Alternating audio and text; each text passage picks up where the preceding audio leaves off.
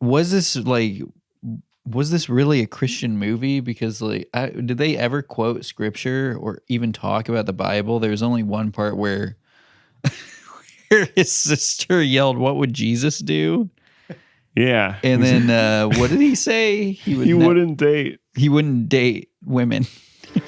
Why are you acting like this? What would Jesus do? He wouldn't date. Yeah, the sister's mad at him because he's having trouble in the relationship with her roommate Heather, and his sister's confronting him about it. His sister was so annoying. She kept being like, "Why aren't you dating Heather?" And at one point, in order to try to like get him to date Heather, this is a weird role reversal movie because the women were just gaslighting the men the whole time. Yeah. Like his own sister was like, "Why aren't you into Heather?" And he was like, he just walked away. And she was like, "What would Jesus do?" As if to say that like Jesus would like date her friend. And he just said he wouldn't date and shut the door in her face. Insane. They're trying so hard to hook up these two fucking insane people. Yeah. One who has never kissed a woman and is 45 years old and is still trying to make the major leagues. And the other who, how did she refer to her life story? He asked, "What's your life story?" And she said, "Do you want the encyclopedia version or the Diary of Anne Frank?" Yeah, the textbook version or the Diary of Anne Frank. So tell me about Heather. Do you want the textbook version?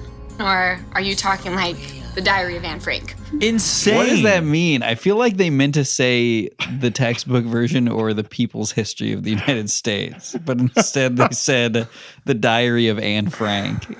Yeah, that was crazy. And then she proceeded to tell a story about how she hid from the Nazis and there was a secret panel in the walls, and she told a story about how her dad noticed her dad signed her up for softball tryouts and she was really good, and that was her whole life story because she is also good at softball, right? And he's good at baseball, and I guess that's why his sister thought they would be a good match. Yeah.